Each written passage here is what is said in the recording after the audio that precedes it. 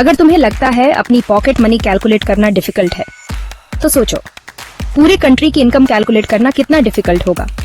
Welcome to the fun world of national income. National income का मतलब एक year में कंट्री के सारे लोग जितना अर्न करते हैं वो सब।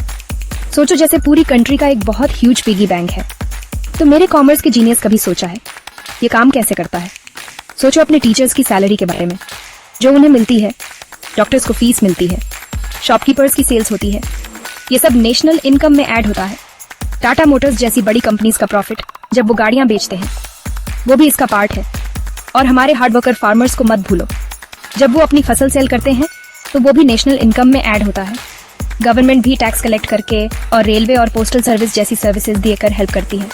लेकिन ट्रेड का क्या?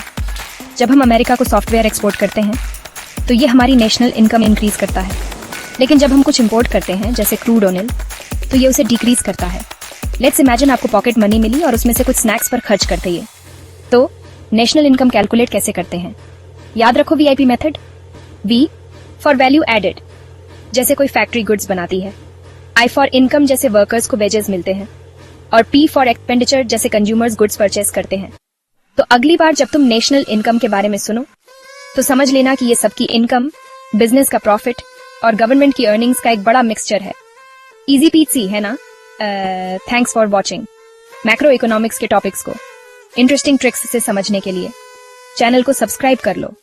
और हाँ, लाइक एंड शेयर करके अपने व्यूज जरूर कमेंट करना।